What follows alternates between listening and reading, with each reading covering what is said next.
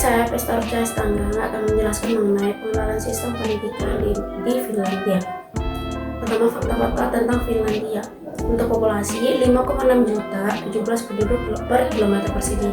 Bahasa Finlandia digunakan oleh 88%, Swedia 5,2%, Sami sekitar 1.800 orang atau 0,04%. Untuk agama 70,9% Lutheran dan 1,1 Ortodoks. Untuk agama lainnya 1,6% dan lainnya 26,3%. Untuk kemerdekaan dideklarasikan pada tanggal 6 Desember 1917. Sebelumnya sebuah kadipaten agung dari Swedia selama 600 tahun. Untuk luas wilayah 338.424 km persegi. Ibu kota Helsinki dengan populasi 640.000. Selanjutnya, pendidikan Finlandia secara umum. Adapun landasan utama kebijakan pendidikan Finlandia. Yang pertama itu kebijakan yang umum, konsisten dan berjangka panjang. Ada dua, yaitu model dasar untuk pendidikan guru dan wajib belajar pendidikan berusia 40 tahun. Yang kedua, reformasi kurikulum nasional setiap 10 tahun 1985, 1994, 2004, 2014 atau 2016. Selanjutnya, kesetaraan pendidikan. Kesetaraan pendidikan yang pertama itu pendidikan wajib yang diselenggarakan terutama di sekolah-sekolah negeri, gratis untuk semua siswa termasuk misalnya buku dan makanan. Yang kedua, dua bahasa resmi yaitu Finlandia dan Swedia. Yang ketiga, dalam praktiknya tidak ada streaming, tidak ada sekolah. Untuk C, devolusi kekuasaan.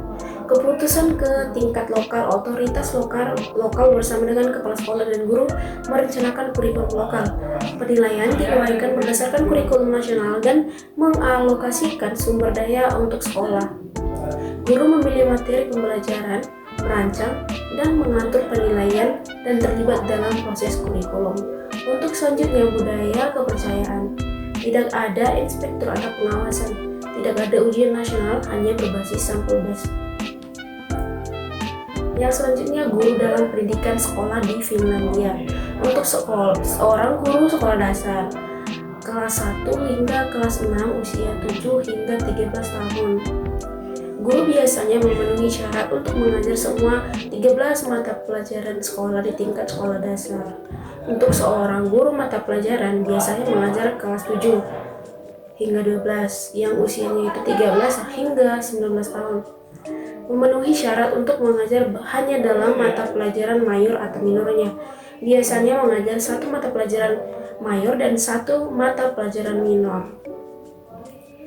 Adapun kesempatan belajar yang sama untuk semua peserta didik. Yang pertama, guru-guru di Finlandia dianggap sebagai orang yang berpendidikan profesional. Yang kedua, kualifikasi untuk semua tingkat sekolah memerlukan program universitas selama 5 tahun termasuk studi pedagogis. Yang ketiga, sistem sekolah di Finlandia menjamin kesempatan belajar yang sama tanpa memandang latar belakang sosial. Sebagian besar sekolah negeri menyediakan pendidikan. Yang keempat, fokusnya adalah mendukung dan membimbing siswa, termasuk siswa berkebutuhan khusus. Selanjutnya, beberapa fakta dan angka penting di Finlandia. Untuk guru sekolah dasar, 667 jam per tahun, yaitu gaji pokok untuk 24 jam pelajaran dalam seminggu. Masing-masing itu berdurasi 45 menit. Yang kedua, guru mata pelajaran 592 jam per tahun, yaitu gaji pokok untuk 21 jam pelajaran dalam seminggu. Variasi antara mata pelajaran di sekolah. Untuk jumlah jam pelajaran tidak mencerminkan secara eksplisit total beban kerja guru. Yang ketiga, pendidikan dasar. Rata-rata kapasitas sekolah 195 siswa, di Helsinki 294. Sekitar 44% dari semua sekolah, lebih kurang dari 100 siswa atau 12% dari semua siswa. Sekitar 22% dari semua sekolah, lebih besar atau lebih dari 300 siswa atau 54% dari semua murid. Ukuran kelas rata-rata sekolah dasar itu 19,8 dan sekolah menengah 20,1. Selanjutnya, kurikulum sekolah. Adapun tujuan pengembangan kurikulum, yang pertama untuk memastikan bahwa pengetahuan dan keterampilan anak-anak dan remaja Finlandia akan tetap kuat di masa depan, baik dalam konteks nasional maupun internasional. Yang kedua, menyediakan pedoman pendidikan untuk membantu sekolah untuk mengembangkan metode operasi mereka sendiri untuk meningkatkan minat siswa dalam belajar dan motivasi untuk belajar. Yang ketiga, meningkatkan partisipasi siswa, meningkatkan kebermaknaan belajar dan memungkinkan semua siswa untuk memperoleh kesuksesan. Selanjutnya, berbagai lingkungan belajar. Yang pertama, mengembangkan lingkungan belajar dan metode belajar yang digunakan dalam pendidikan dasar. Yang kedua, games dan virtual environment dilihat sebagai lingkungan belajar. Yang ketiga, teknologi memainkan peran yang semakin penting dalam rutinitas sekolah sehari-hari.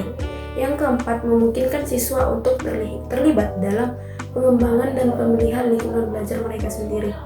Yang kelima, berbagai metode belajar dari setiap mata pelajaran dan tema sekolah memberi siswa kesempatan untuk mempelajari keterampilan yang berbeda. Adapun struktur kurikulum inti nasional. Yang pertama, ide yang mendasari misi dan tujuan pendidikan dasar, termasuk ide keterampilan dan pengetahuan. Yang kedua, deskripsi budaya dalam pendidikan dasar yang komprehensif. Yang ketiga, kesejahteraan murid. Yang keempat, penilaian dan dukungan dalam pembelajaran dan kehadiran di sekolah. Bagian pelajaran dimulai dengan pengantar singkat dari setiap unit kelas 1, 2, 3, 6, 7-9 yang memberikan yang pertama tugas pelajaran, yang kedua tujuan dari lingkungan belajar dan metode belajar, yang ketiga bimbingan, diferensiasi dan dukungan, yang keempat penilaian, yang kelima tujuan dan konten dalam kaitannya dengan keterampilan dan pengetahuan. Menuju kompetensi lintas atau pengetahuan dan keterampilan, ada 7 bidang kompetensi lintas. Yang pertama itu berpikir dan belajar untuk belajar. Yang kedua, kompetensi budaya, interaksi, dan ekspresi diri. Yang ketiga, merawat diri sendiri dan mengelola kehidupan sehari-hari. Yang keempat, multiliterasi. Yang kelima, kompetensi TIK. Yang keenam, dunia kerja yang kompeten dan kewirausahaan. Yang ketujuh, partisipasi, keterlibatan, dan membangun masa depan yang berkelanjutan.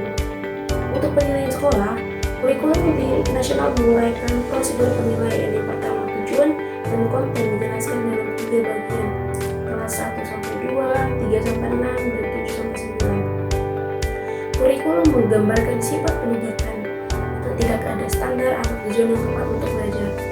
Yang ketiga, nilai numerik atau angka harus diberikan untuk setiap mata pelajaran pada lewat kelas 4 perubahan tahun 2020. Yang keempat, dukungan penilaian di akhir kelas 9. Adapun isu dalam konteks pendidikan Finlandia. Yang pertama, pengetahuan biaya dalam pendidikan di semua tingkatan. Yang kedua, beberapa tanda menunjukkan penurunan dalam hasil pembelajaran. Misal, PISA National Monitoring oleh NBI, IEM dan meningkatnya kesenjangan antara beberapa kelompok siswa. Yang ketiga, keragaman budaya menjadi tantangan sekolah tradisional Finlandia. Yang keempat, wanita-wanita lebih unggul dan memiliki tingkat kesuksesan lebih baik. Yang terakhir, tingkat pengaruh latar belakang sosial ekonomi, reliabilitas penilaian, dan